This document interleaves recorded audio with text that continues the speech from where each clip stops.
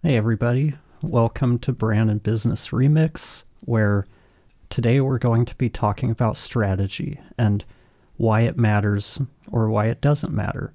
We're going to really lean into that because we talk to a bunch of businesses and it seems like there's a variety of thoughts on about strategy and how important it is.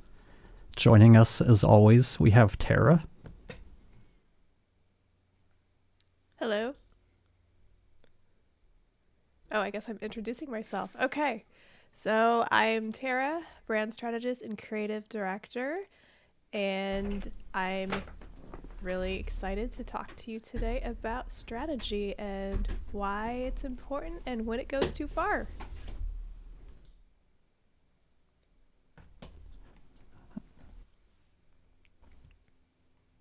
Unmute. So, You're there. No, now you're muted. You weren't muted and now you are. the stream deck's really slow right now. So we've also got Amanda with us. I'm Amanda. I am the business strategist, and I find that even people like me kind of run from the word strategy because it doesn't sound like it's a whole lot of fun. But one of the many things that I enjoy doing is working with business owners and helping them realize that change doesn't have to be scary. It can actually lead to very positive outcomes. You usually have to have some kind of a strategy to get there, though. So we just take the fear out of it and make it more fun, is the hope.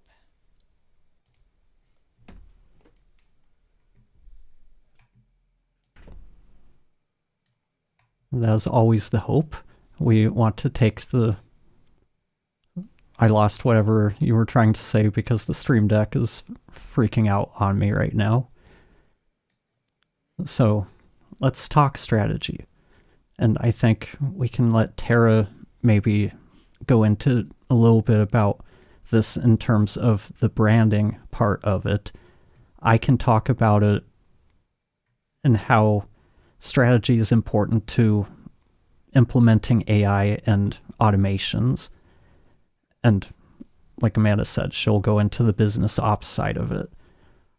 The thing with AI and automation, and I'm sure you will all back me up on this, it kind of applies across the board. If you don't have a plan when you're doing something, you're just kind of guessing along the way. You don't know what you have no way of measuring if you're achieving goals. You don't have a way of knowing what you should be doing. You're just doing something. And if you get in a car with no destination, no plan, and you just start driving, how do you know when you get there? How do you know how much gas you need? Are you just going to drive until you run out of gas? That's why strategy is important. It gives you all of the information you need to go from where you are to where you want to be. Thoughts? I think that you pretty much dropped the mic with that, Jesse. I think we can end this live session right now. Sorry. He had to pick his mic back up after he dropped it. That's what just happened. I did. One of the things I see a lot online, and one of the reasons I thought would be a good idea to talk about this is I keep seeing this and the different communities I belong to. I keep hearing this from clients, and it's essentially we're tired of working with consultants who just want to strategize. We're tired of talking about strategy. It's time consuming, it's expensive, and I just need somebody to do something. I don't need 6 months of social media strategy. I need somebody to start posting on social media like yesterday. And there seems to be this disconnect between a lot of consultants and businesses and what those expectations are. And I talk to a lot of clients that are like, look, the last person I hired had all these ideas and we spent like 6 months working on a strategy and it didn't go anywhere. Like, nothing got done, nobody did anything, nobody implemented it. So I don't really want to spend another 6 months on strategy. I just want to get rolling. And I usually start asking them, okay, what were the expectations going into the strategy? What were the outcomes? What was suggested? And why did you not implement those things? What was stopping you from doing that? And usually it's something along the lines of, well, it just wasn't realistic. It didn't take the time I have into account. It didn't take the size of our team into account. We couldn't post with the frequency that they suggested, or the marketing strategy was really overwhelming and they wanted us to do a podcast, but it was like a really big investment. And the last time we tried to do a podcast, it didn't go anywhere and it was a ton of work.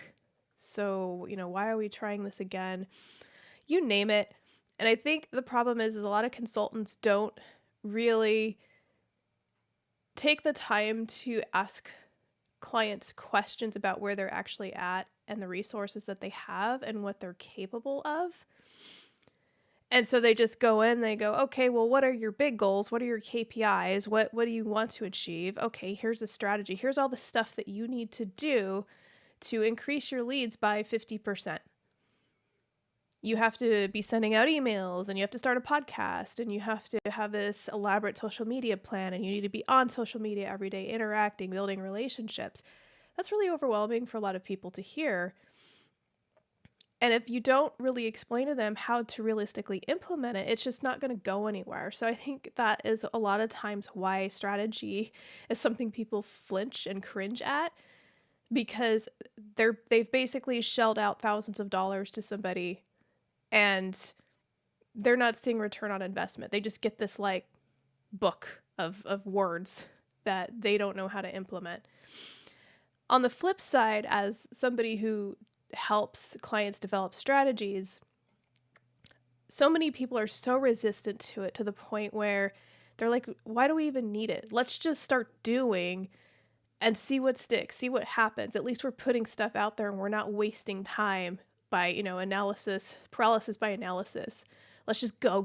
Let's break things. That is a strategy in and of itself, but it's one that I find people end up using a lot of resources on that they don't necessarily get returns on. It can be chaotic. It can be filled with mistakes. And at the end of it, you usually end up being frustrated because you're not getting the results that you want because you didn't put any kind of structure or strategy in place. The stuff that you're putting out there isn't consistent. The voice isn't consistent. The messaging isn't really targeting anyone specifically or connecting with anybody. And so again, you have two different scenarios here where nobody's getting the results that they want. So it's really about finding that happy medium, that balance between what strategy is going to work for that particular company and that particular team. That's the one you need to be working on together. That's where that customization becomes so important, and where I feel a lot of consultants have their tricks already figured out in advance. So they hire a new client and they just repeat the process that they used with the previous one, where we understand that everybody has different budgets, teams, people, all the different things.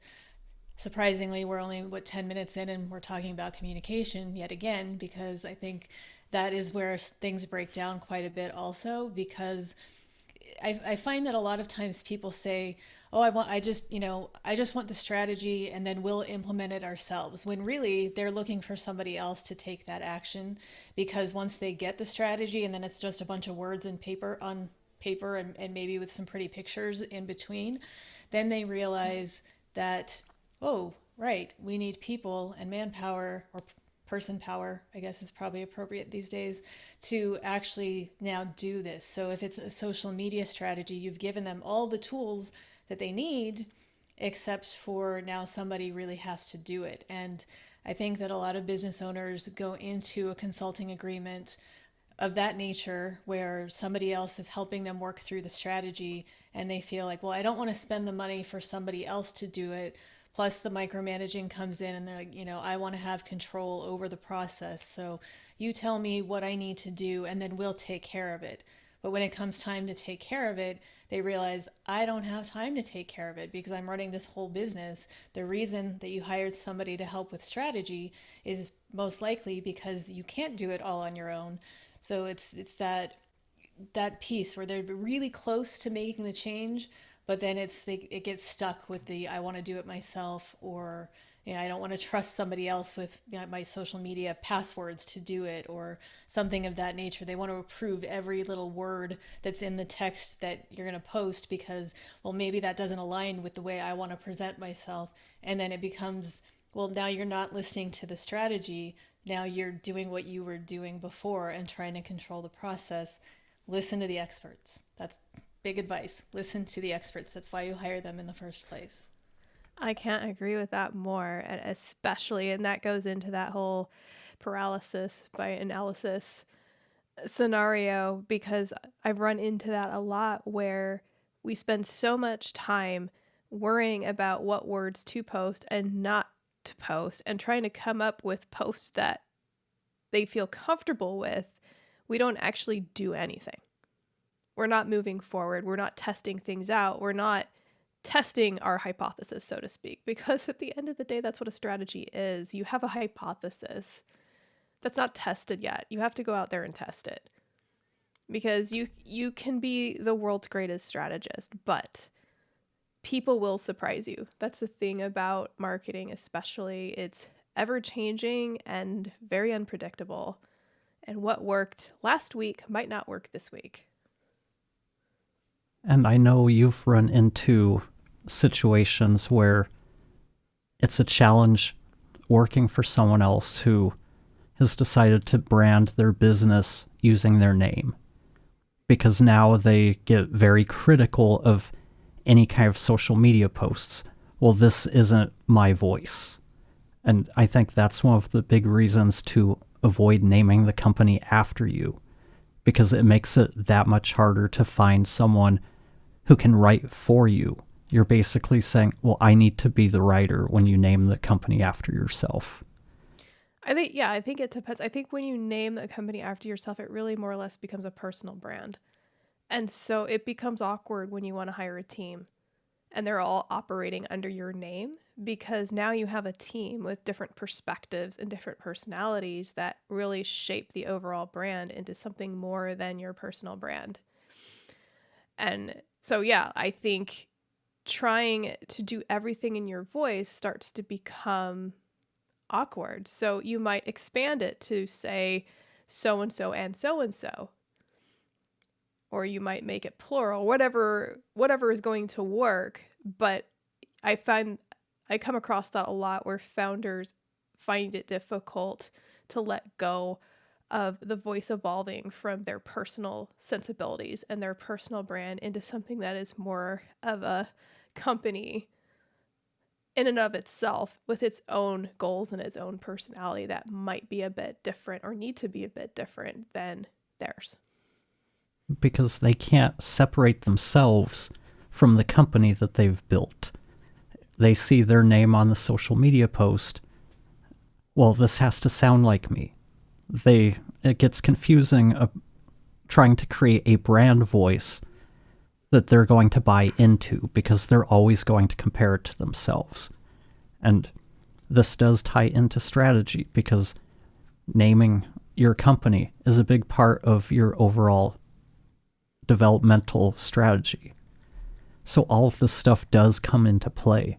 Everything comes into play when it comes to branding, messaging, and it's an important thing to really think about when you are starting out.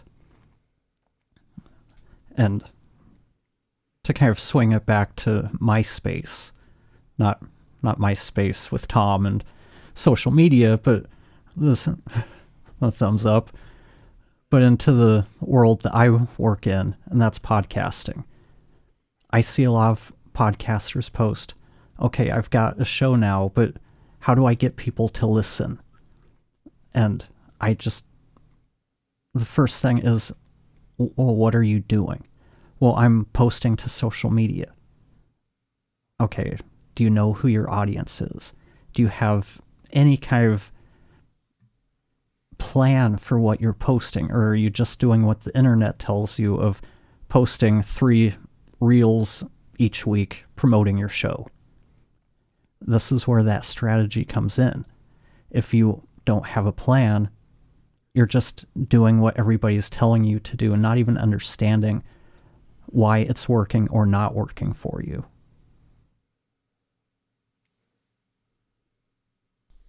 It's kind of like Tara mentioned, the spaghetti on the wall theory of, oh, we're just going to throw a bunch of stuff out there. It's kind of the same thing when you don't know who your target audience is, which is a thing that I think happens quite a bit, mostly because you get a lot of people who say, well, I want to work with everybody. And then if you're trying to work with everybody, who's going, and you're trying to make that post that appeals to the entire world, it's probably not going to really hit home with anybody, because people need very specific messaging to relate. When it's something vague and not really talking directly to them, you're probably not going to gain clients from that. And of course, I say this as probably the world's worst social media person, because I don't post very often and I don't know all of these things, but I do know that I've seen things, and that's why I usually scroll past, because I'll see something, especially these days, that's very clearly AI generated, and everything starts to sound exactly the same, and it's not speaking to me. So there's no reason for me to waste more than that half second to scroll right past it. Speaking of AI, what's the danger of handling your strategy entirely, or leaving your strategy entirely to AI? I think, hey, people ask this question because they're like, you know what? I can hop onto ChatGPT and say, you know what? I don't need to pay a marketer. ChatGPT, this is the space I work in. This is what I do. Generate a marketing strategy for me that I can just give to somebody to execute. So the dangers of that. The thing about AI is, yes, it can do things like deep research. It can be used as a knowledge base, but it's one that you have to babysit and you have to verify. And if you are not a marketing expert, doing a marketing strategy and leaving it to AI is not the best idea. As we've talked about many times already, AI can hallucinate. AI doesn't know your personality, doesn't know your brand, doesn't know your quirks, your specific voice, your specific pain points. And yes, you can put that in there, but a lot of people don't think to do all that or don't know what to put in there. But even then, it's not like a human where it can pick up on all of the nuances and things that are going to really make a difference when it comes to building a strong strategy for you. It can assist, but it's not your big human brain that can run a successful strategy for you. So I think it's really important to look at AI more or less as something that can help you brainstorm, that can, if you hire somebody to help you with strategy, that you can use, for instance, to, if you need help brainstorming naming ideas based on what you're coming up with. Let's say you're going back and forth with names, and between your whole team, nobody can come up with a good name for an initiative you're doing. Yeah, it can sometimes help to say, okay, this is what we're doing. This is our goals. This is what we're going to accomplish with this initiative. What are some ideas around this topic or this topic that we can call it? Here's what we've come up with so far. And it can generate ideas for you. The ideas can be hit or miss, but it can help you with those types of things if you're feeling really, really stuck, or if you're looking at a blank page and you have no idea what to write and you just need a little push. You need some topic ideas, for example, like, this is the business I run. This is what my customers care about.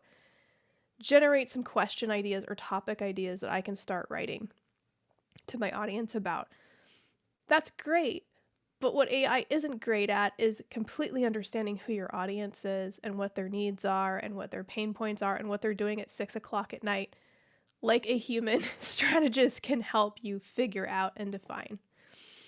They can help you feed those audience personas into AI, But to come up with that initial strategy in those personas, that is something that you are best leaving to a human expert who does that for a living, because they know what to look for and they know how to spot those nuances. So I turn it over to the two of you. What do you think is the danger of handing your strategy to AI? Well, one of the things that, just right off the bat, AI, it's really good at sounding really smart. So if you ask it to write you a brand strategy and you don't know anything about what a good brand strategy looks like, what AI gives you is going to sound really good. You're like, oh, this sounds really good, really professional. I think we've all met people who are really good at saying all of the right things. They can sell themselves really well, but then you hire them and start working with them, you realize they talk a big game, but they don't have anything to back it up. A lot of times that's AI. They're really good at selling themselves as being that expert, but if you start poking around and looking at the work that they're doing, it's not nearly as good as they let on to be.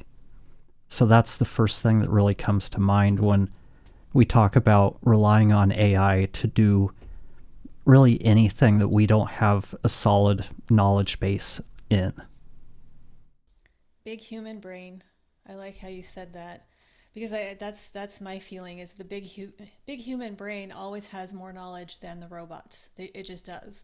And when you're talking about business strategy, especially on an operational side, what the robots don't have is the knowledge you have about how your clients work, what's worked for you so far, what hasn't, what thing, every company has its own nuances. Every person has their own nuances about how they're going to work. So you can ask AI to give you this great operational strategy, but then you read through it and then it just sounds daunting because that's not how you work.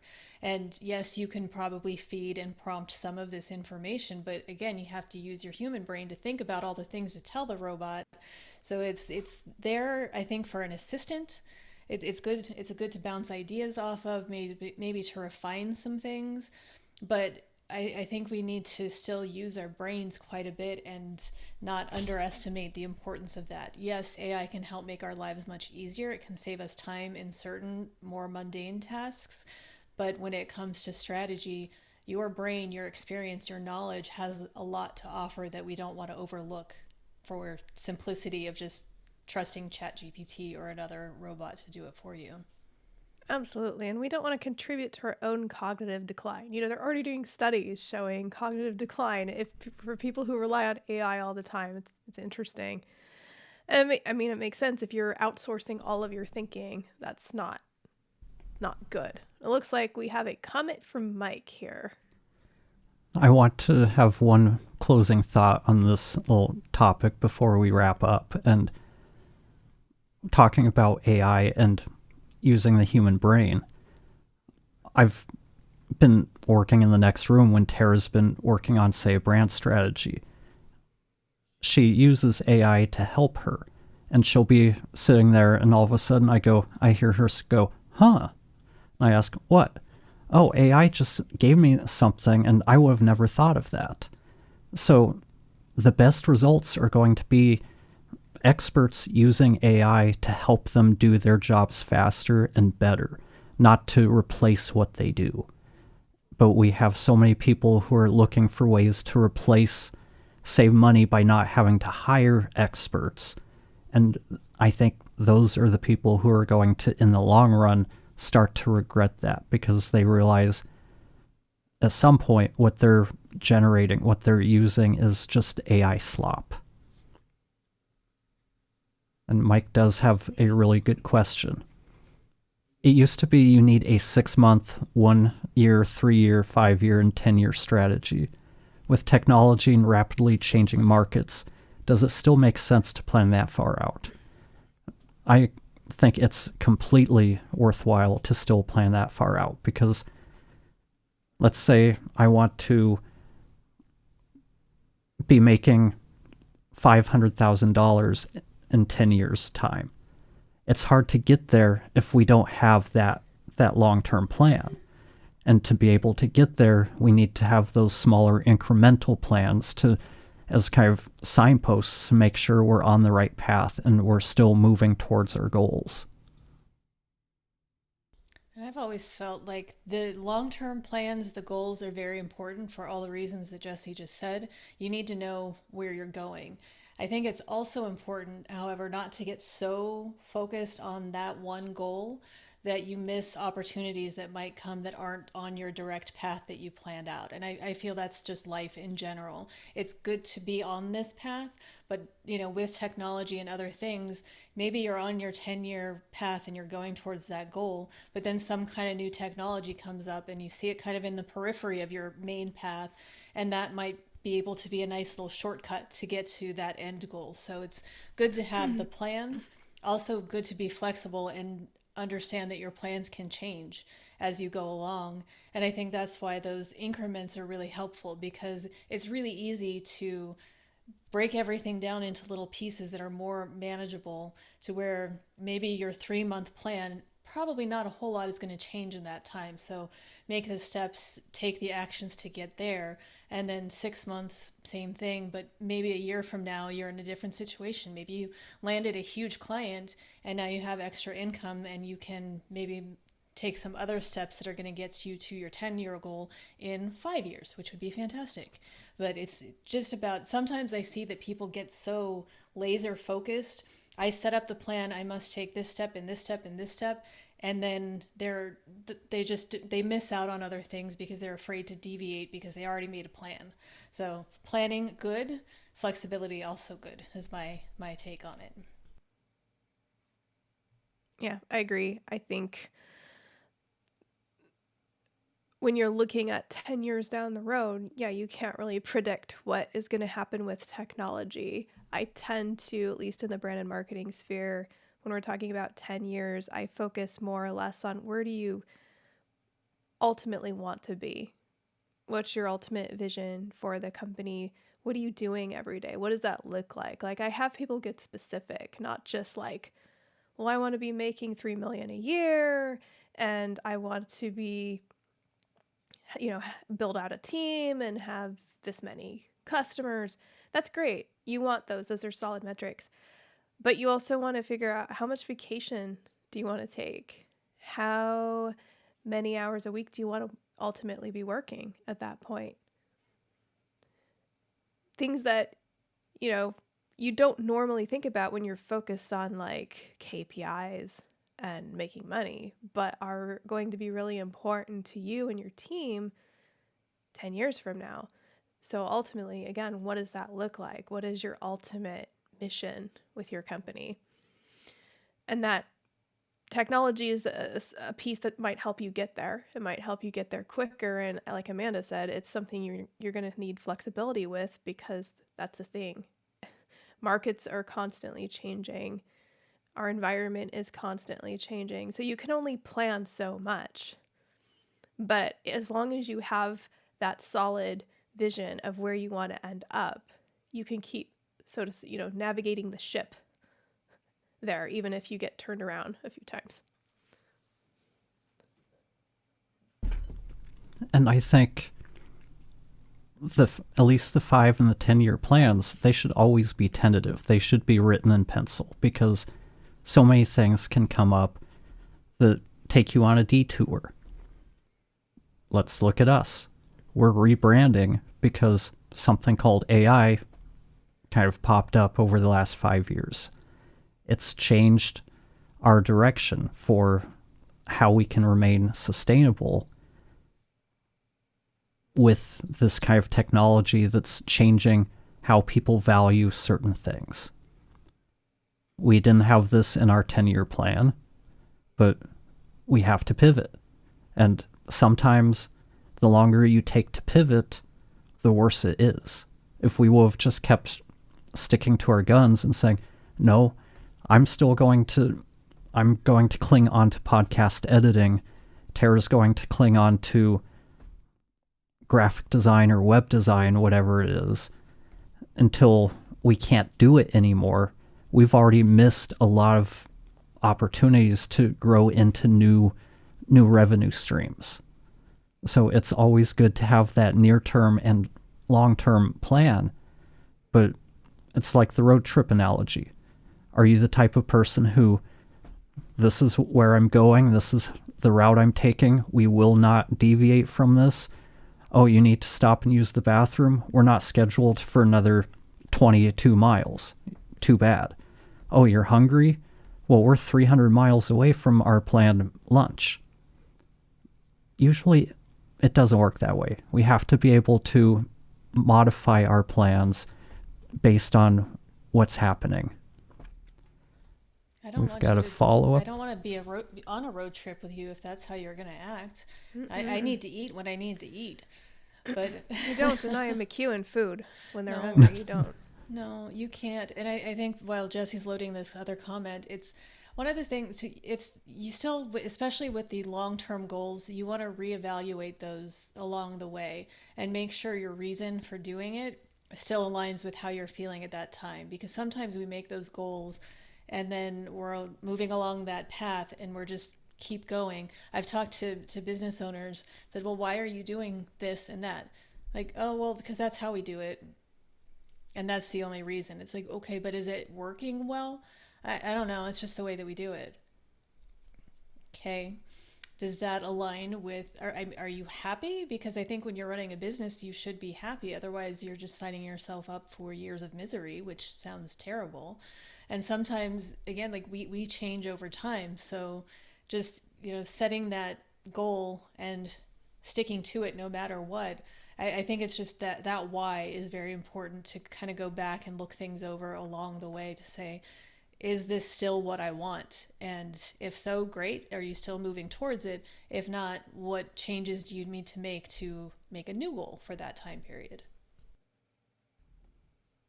And we had a follow up. I will not get my 5 and 10-year plans tattooed on my forehead. Thanks for the tip. Glad we could help save a little money on tattoos and the embarrassment of tattooing a 10-year plan onto your forehead. But maybe you could get Stephanie with a pencil to write them on a piece of paper somewhere. She might so write you it at on least his have head them. with Maybe she could draw Sharpie. them. Oh, there you go. Actually, he would probably write it on his head with a Sharpie just to embarrass Stephanie to walk around with some goofy thing on his forehead. So maybe not the best idea. Stephanie, we're sorry. We'll stop putting ideas out there. Another good question is, how much strategy is enough before you start executing, and what does a good strategy feel like when it's working? Two That's really good always questions that I think go hand in hand. It's Go ahead. it's one of those tricky things because sometimes people spend so much time strategizing, they never get to the action part. They're just constantly talking and not doing. And then there are the people who just jump right in and do without the strategy. And so it's really finding that balance of, I mean, there's no set amount of time necessarily, but it's, I think part of the strategy needs to be the time frame of implementation. Otherwise, you're just talking, talking, talking. Okay, this is what we're going to do. And I've worked with companies who have had a strategy that took them 5 years to develop. And they just kept talking about it. Yeah, we're going to do this, but they never set that time frame.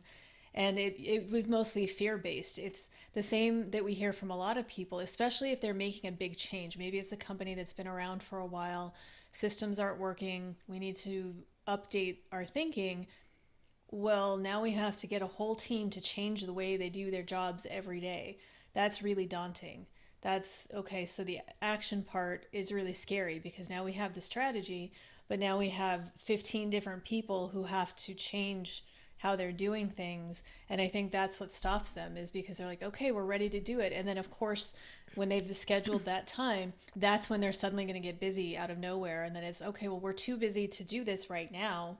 And they just push it and push it and push it. And then years have gone, and there's still not really a cohesive way of working. So timing wise, it's think a lot, make sure it's a strong strategy, but sometimes you just have to force yourself to do it. You have to pick a time, pick a date, and say, this is our implementation date, and then start acting. I know there were two parts to the question. I don't remember the second part, so I'll let Jesse have his input. This was, or what was the question again? How much strategy is enough before you start? Yeah. Let's just start with that piece. So, yeah, I think that a lot of people are perfectionists. They want to make sure all of their I's are dotted and their T's are crossed before they do anything. But if you just keep agonizing and trying to perfect your strategy, you'll never end up implementing it. Or by the time you do implement it, life has changed so much that half of it's no longer valid.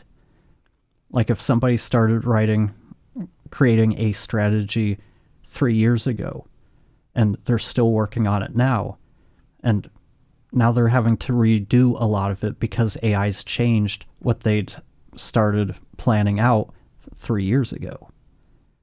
So you can't just dilly-dally when creating a strategy. You have to have a deadline, be active, and really methodical about getting it done so you can implement it. Because if you don't have deadlines, if you're just letting things go on forever, you're never going to get to that finish line where you feel ready to implement it.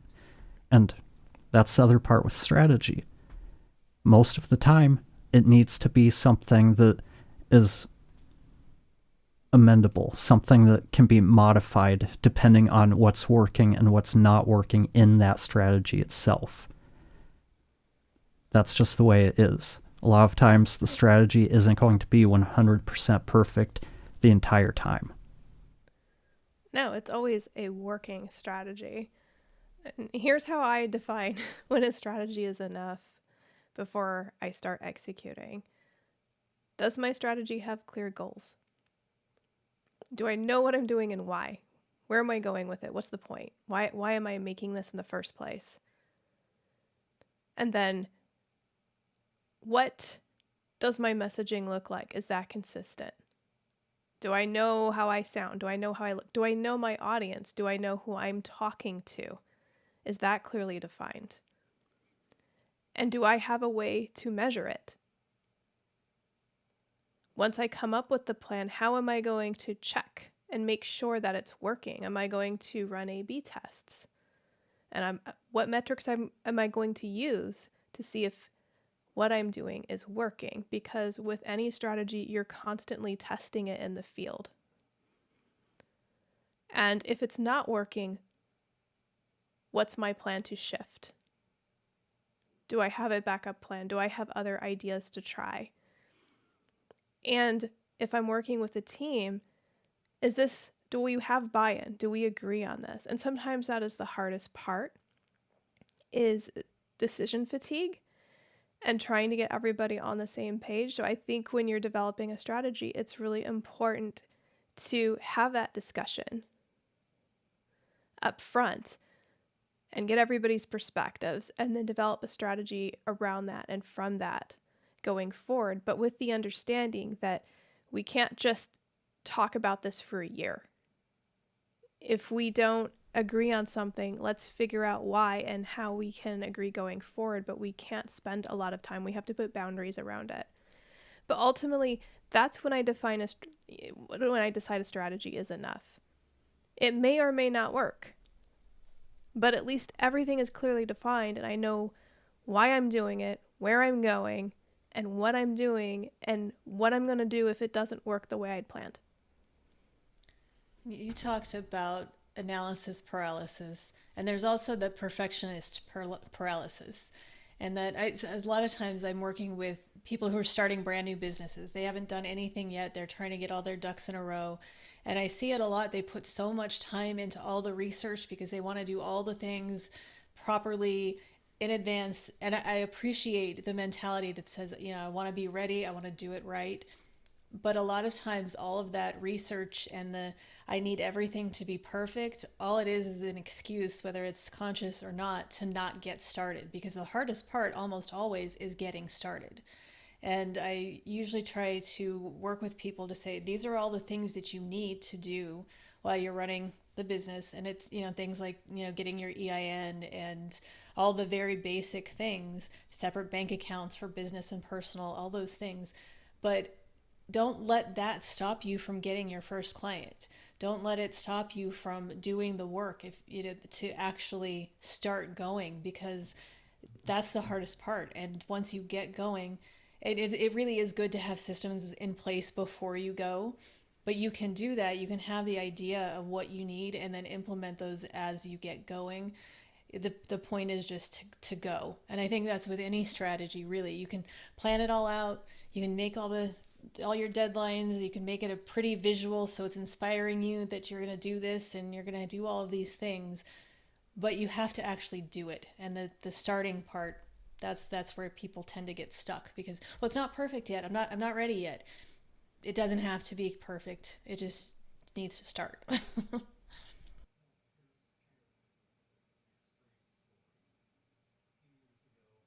Not hearing you.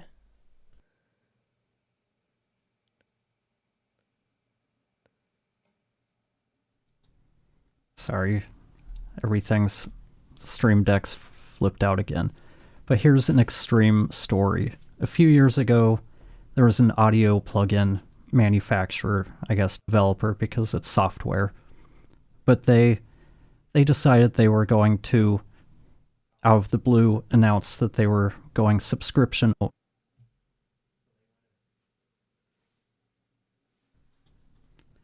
So they went ahead, they implemented their strategy, made the big announcement, turned off their old store, which allowed you to buy plugins individually.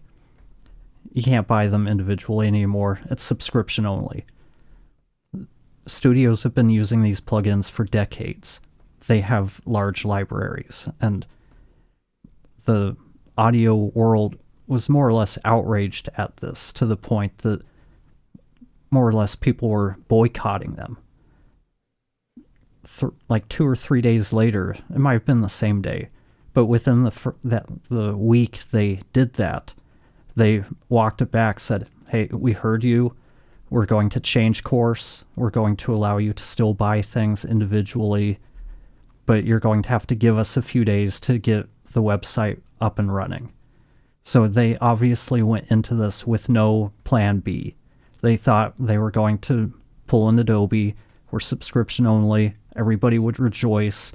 Here's our money. Please sign us up. And it didn't work that way.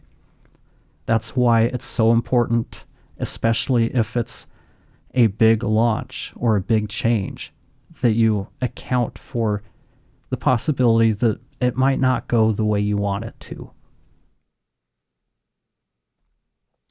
And Mike had a comment. Behold the turtle. He only makes progress when he sticks his head out. Thank you, Mike, for the... I like. Yep. That's something that you could get tattooed on your forehead. Behold the turtle. There you go. And then the second part of the question is, what does a good strategy feel like when it's working? And how I would define that is, are you meeting your goals that you set out with the strategy? Is that happening? Are you getting good feedback? Are you not experiencing what the company in Jesse's story experience? Are you experiencing the opposite? And people are reacting well to what you're doing. Is your team happy with it? Are they feeling like you're on the same page and on board? Are you exceeding your expectations, the metrics that you set out for yourself? Because really, that's all a good strategy is one that works and gives you what you want at the end of the day, and isn't too overwhelming or too cumbersome for you to produce. So if you have a good strategy and it's working, but your team is overworked and burnt out and you're having trouble keeping up, you're not going to be able to sustain that for long. So it really has to be something that is sustainable for you and is getting you the results that you want. It should feel like relief. And that's as simple as I can get with that, because if your strategy is working, you shouldn't be stressed out. You should be excited because whatever you set out to accomplish is working. And if anything, that should be motivation to implement more strategies so things keep working and keep getting better. And that would to me is the biggest outcome I would look for, is relief. Mute, Jesse.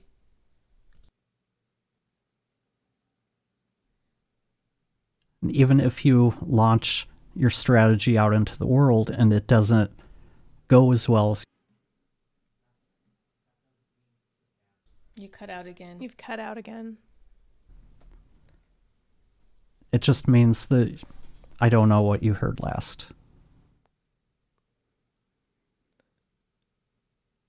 Trying to remember. I was listening, I promise. I'll just start over. But you can launch your strategy out into the world, and just because it doesn't go as well as you hope, it doesn't mean it's a bad strategy or it's a failure. It just means we have to adapt it. We need to modify it. We've got information now. Okay, this isn't working. How can we make a change to make it work and get things back on track? Not all strategies work right out of the gate. Sometimes there's a little back and forth. Like with Waves, I was just talking about. They pivoted and said, okay, you know what? We'll offer people the choice between subscription and a la carte. There. They pivoted, they corrected, they appeased all of their longtime customers, but they're also giving people the option to subscribe to software if people prefer that method. I don't know who likes subscribing to software that lives on their computer, that uses their computer's resources, but that's beside the point. But all of that to say, don't give up just because a strategy doesn't work initially, because you have to take a step back and go, okay, how can we make this work with this new piece of information we now have? Because really that's what we're doing. When we launch a strategy, we don't have enough information to know what's going to work 100%. So we take the data that we get. This tells us we're doing good in this regard. Maybe we're not doing so good in this regard, so we need to put a little more effort into making changes here so we're getting the results we want across the board.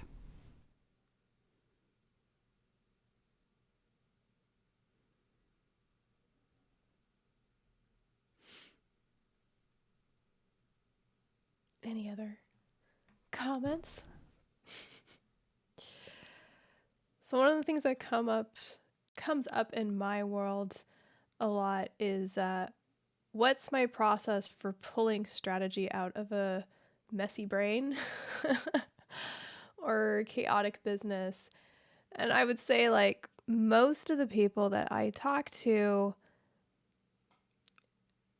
their mind is going a mile a minute. They're either trying to accomplish multiple things. Amanda would be a good example of that. She has several different focuses, or they're passionate about a lot of things, or they want their business to be part this and part this and part this. So one of my goals as a strategist is to come in and try and help them whittle that down and come up with the priorities based on, again, what they can manage, where they ultimately want to be, because most of the time people really do have one big passion that's really driving them forward, one direction that they most want to go on, and the other directions are more or less mini passions or things they're interested in or intrigued by, but maybe it's not something they want to focus on right now.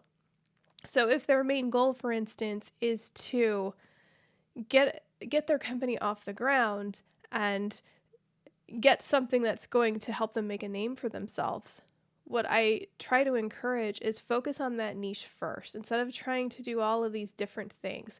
Let's focus on this one niche that you already know really well, you're already passionate about, you already have experience in that you can show, and see if you can establish a name for yourself here. That's going to make it a lot easier then for you to start growing into your other passions and adding on to your services and showing people, oh, well, I can also help you with X, Y, and Z.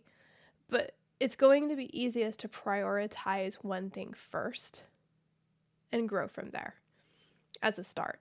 And so that is something that I often want to start with when I'm talking to somebody who is interested in doing a lot of different things or has a lot of different product ideas. What is going to be the most effective for you right now? What is going to be the best fit for you right now? Simplifying is a good way to go. And I think, I fully agree that you should focus on the one main passion because that's what's going to make you the happiest. And that is, if you're focused on one thing, you're likely to excel at that one thing. There is an element of strategy to doing different things sometimes, in which my case, I have two very distinct things. There's the production world and then there's the business world. The reason that I have those two focuses, even though the focus should be singular, it's because one of those industries is very volatile. So production, it's not something that you can really count on. It's been very good to me for a lot of years. But a perfect example was when the pandemic came around, all production ceased to exist. So there were a lot of people that went straight from being really busy to having no work and not being sure what to do, how they were going to pay their bills, anything. That's where I was grateful that I still had the business side of things, even if it was things like doing the bookkeeping and a few retainer clients that I have that I do more of the management stuff for. It meant that even when production disappeared, I still had some revenue streams coming in. And then I focused on that for a little while. Then production came back and I shifted focus over there. And then we're kind of back going into the business direction again. So it's good to have backup plans that are part of your strategy. So it doesn't mean that you're pulling focus from that, but you also have to be very mindful of what that is. And it's not, the creative people, I love them, but they usually have so many interests and there's like 9 different things they want to do. And that's where that messiness really can get you in trouble, because you can do 9 different things, but let's focus on the one and let's get that into a process that's working. And then maybe you can reevaluate if the other 8 are really necessary to drive your business forward, or if maybe those are just like those little mini hobbies that you'll do every once in a while, but you're not going to spend a lot of energy on. And sometimes those hobbies aren't not the hobbies. Your interests might not always be the things that have value to your clients or to your business. I think Tara and I have spent a huge amount of time over the last year and a half or so really talking about what can we offer that's going to have value to clients, because so much of what we've done has become so devalued over time. So it's had us rethinking our strategy for the last year and a half. We've been really looking at how we can pivot, and part of that was the conversation about what is it that we truly enjoy doing.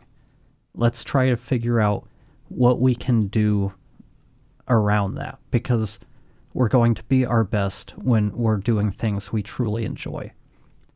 We can do websites. It's not something we truly enjoy, but we're good at it. So, and a lot of people come to us for that.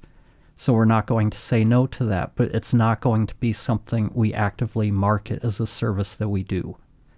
Only because to my beloved clients. Exactly. It's true. I only do websites for the people I like. If you come to us and you're a good client and you're like, hey, we need a strategy. Hey, I want you guys to do our website. Yeah, we're good with that. But it's not something we go out there chasing. And that's a big part of the strategy.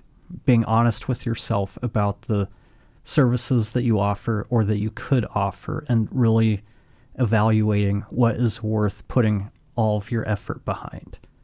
That's why we're kind of pivoting away from production work as a whole and focusing more on high value content for brands. So stuff like really high impact video work, audio work, and moving away from just really kind of low, just the content churn machine that so many companies need for social media or podcasts, the type of stuff that they're just churning out each week like a conveyor belt, where there's nobody values that anymore. They need it done, but with Fiverr, Upwork, and AI, they can get a trained monkey that can do all of that stuff for them for a fraction of what we would have to charge to do the same work. And you have two big human brains amongst you that are way better than any monkeys or robots could do. And what you were just saying, it was you hear the way that you pivoted or why you don't do websites. It's the same. The number of people who have told me or asked me why I don't become a CPA makes me laugh every time. I do bookkeeping for people I like. It's not because I love it. I don't want to make a career out of bookkeeping. It's something that I'm good at. It's something that I find relaxing, which is a weird thing to say, but most people hate doing it, and that's why I don't mind. But I have no interest in being a CPA. I don't want to learn tax law. I don't want to be responsible for people's tax and dealings with the IRS. That none of that is fun. I am sure I could be good at it. There is some irony about the fact that I was born on tax day and I like all of this stuff so much, but that is never going to be part of my strategy to become an accountant. And I love accountants. I work with a lot of them. I make their lives easier in the way that I do my bookkeeping, but it's, you kind of have to think about the things that you're good at and what you enjoy. And sometimes those aren't the same. Sometimes you're good at things you don't enjoy, and sometimes it could be the opposite. But it all needs to factor into your strategy. And for me, it's, bookkeeping is something that people need year round. And so in most industries, I think, but production is a very big one where there are a lot of ebbs and flows. There are really busy periods and then nothing at all. And I'd like to have some more consistency in my life. So things like bookkeeping and the remote management of different companies, that's needed year round. So that kind of helps that baseline. And I enjoy that aspect of it. But if you're just doing things, like if Tara had to do and build websites and deal with the back end stuff and coding and all of that every day of her life, I don't think she'd be a very happy Tara. So not maybe the best strategy. That's why we've partnered up, where she does the design, the pretty stuff. I do the back end stuff, because I have the pretty stuff. You do the copy, you do all of the stuff people see. And the user experience, that's important. I still consider that part of the pretty and the things people see, even if they don't acknowledge it. That user interface is very important. And I handle the back end stuff. Make sure that everything's working the way that you want it to. Yes, and he's very patient with the back end stuff, which I am not. I'm not a patient person when it comes to tech and things, glitches and troubleshooting. I want it done yesterday. That's why it's a good balance when they hire both of you, because they get both sides in one. It's kind of like you're one person, so you're just like one mega brain. I think that's what it is. It's exactly. The mega brain. It's that's why we work. Brain. That's why we work so well together, because we balance each other out. We have strengths where the other has weaknesses, so we're that super company, super person, something like that. Super brain. You get a cape. I don't know if either of us can really pull off a cape. I would like to see you try, please. Moby can. Moby, do you want a cape? He didn't react. Collins definitely can. I can see Collins with a cape. And by Moby and Collins, we are talking about our cats. Yes, we are those people. This is an interesting question. What part of strategy feels hardest to pay for? In my I think experience, and go ahead. I think I think most people struggle to pay for any kind of strategy because it's one of those things that you don't really have anything tangible. It's like, what am I getting from? I'm spending this much. What am I getting in return? You're just giving me directions on how to achieve what I told you I wanted to achieve. What's the value in that? Yeah, I mean, that was Jesse was again in my brain, and that was pretty Sorry. much what I was going to say. Is I think any strategy tends to give people pause because people like deliverables.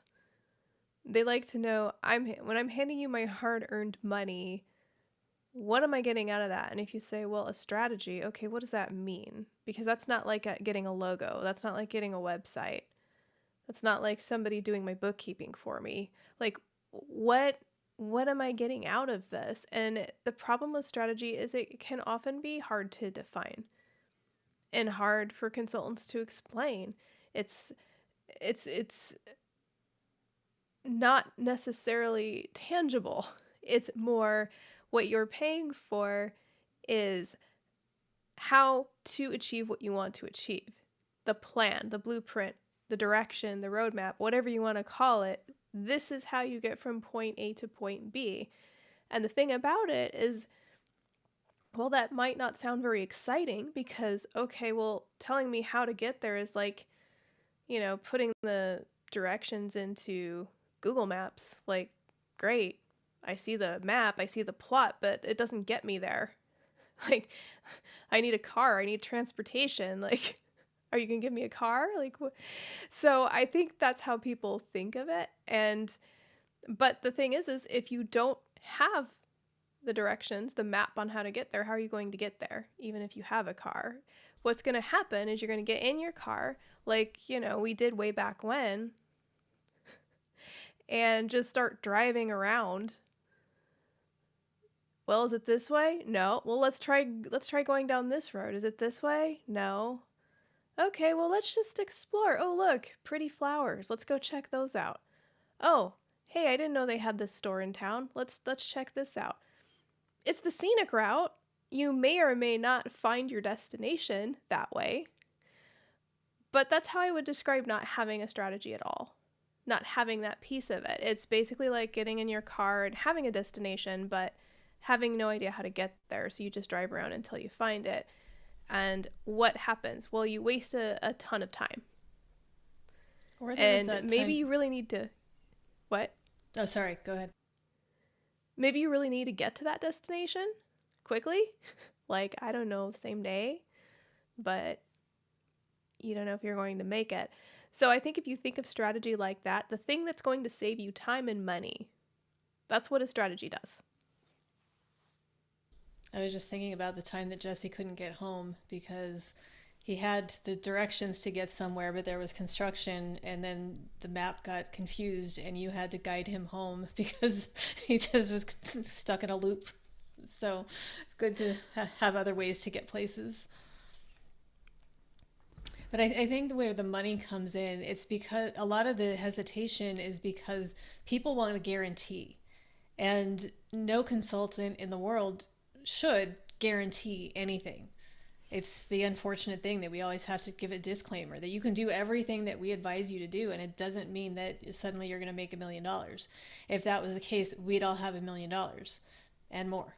So it's, there are things that we can use our knowledge base, our experience, our expertise, and do the best that we can. But I think some people, they want that guarantee. Okay, well, if I'm investing $10,000 into this service, I need to know that I'm getting $20,000 of return on it. And we can't always do that. It's like you said, when you build somebody a website, they know what that is. They know what the deliverable is. They can show their website to their friends. They can't take their strategy and be like, hey, I got the strategy. I mean, they could. It'd be a little bit weird if somebody came to me and like, hey, you want to see my pretty new strategy? Doesn't usually happen.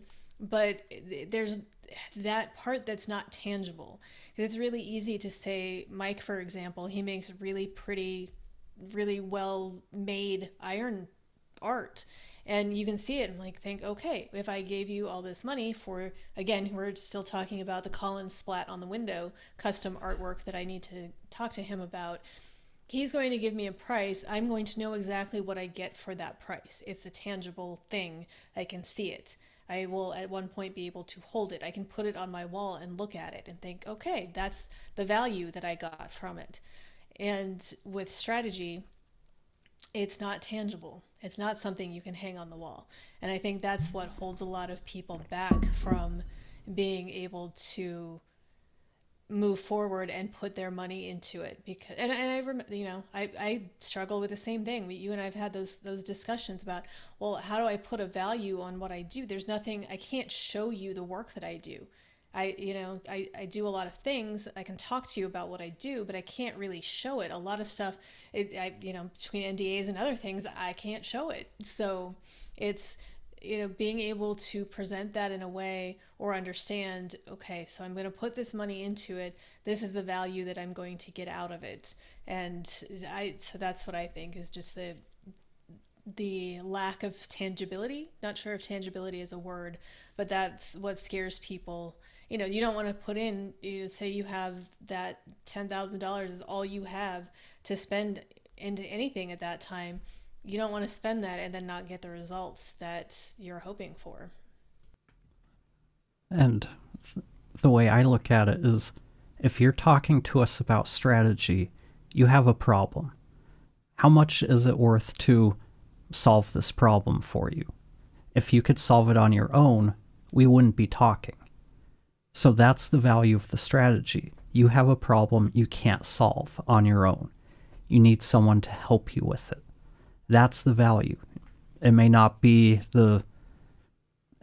someone who's going to do all of the work for you, but they've taken what you've told them and given you a roadmap to help get you to where you want to be.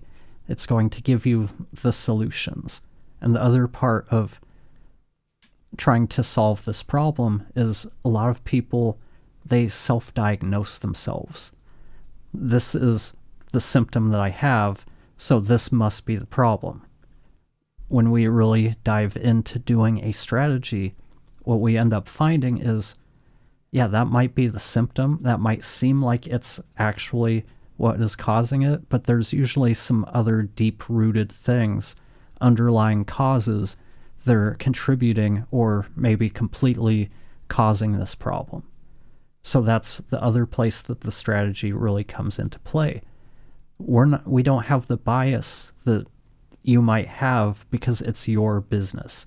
You're too close to it to really be able to see what might be causing the problem because you think everything is going good in certain ways. Someone like us, we can come in and really look at things, pick up rocks, look underneath, make sure everything is good to see if there's something else that might be causing it. Kind of like when you go to a doctor. They give you a strategy. Here, we'll ask you some questions, we'll do some tests. Okay, here's the strategy. Here's how we're going to manage this. Maybe it's medication. Maybe you need to go in for surgery, then you'll have some physical therapy. We don't question the strategy that doctors give us because we feel better. They solve our problem. It's the same thing. Once you solve your problem, you'll see the value in the strategy. And I see Mike has a comment or a question. And that's why I need you.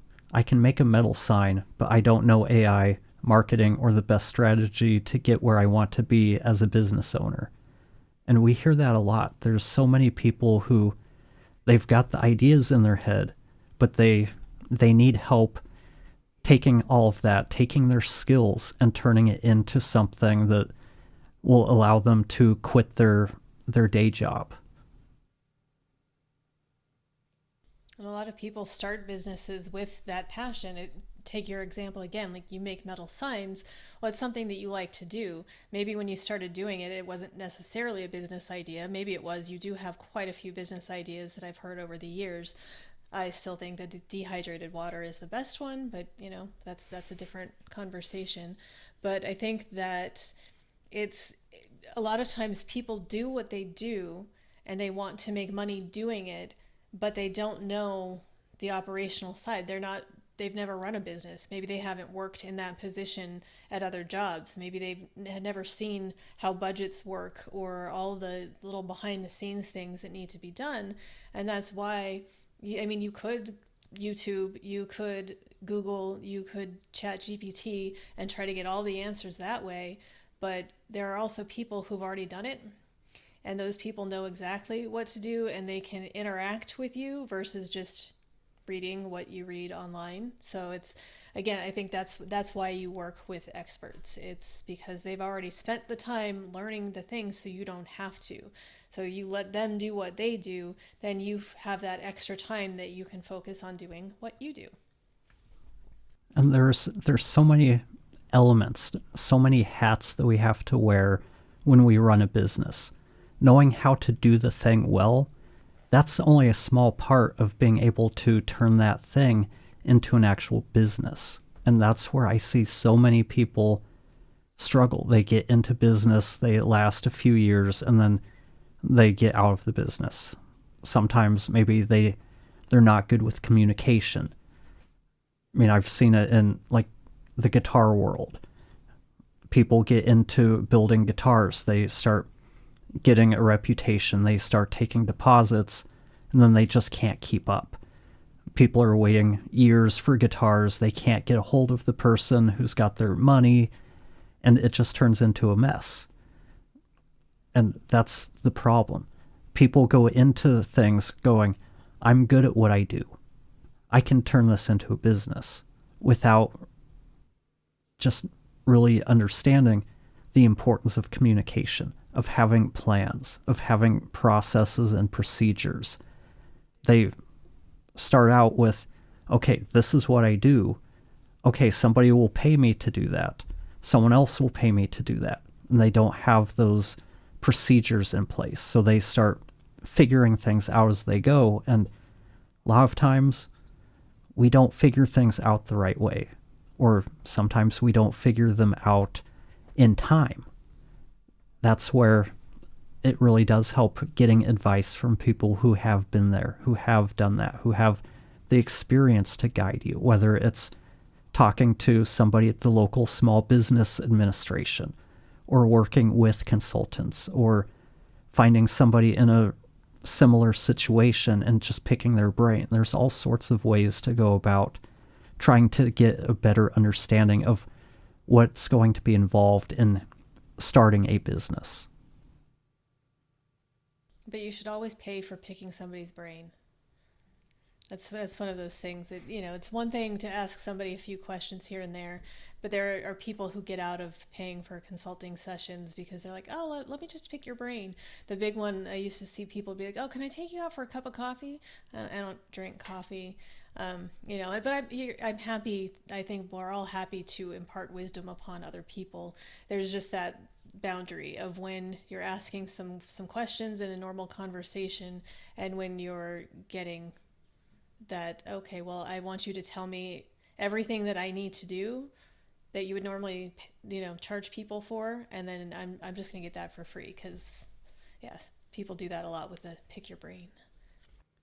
Well, when I was talking about pick your brain, I was talking about more in the context of maybe you're a plumber and an electrician who's gone into business. Talking to them, just, hey, what was involved in getting started?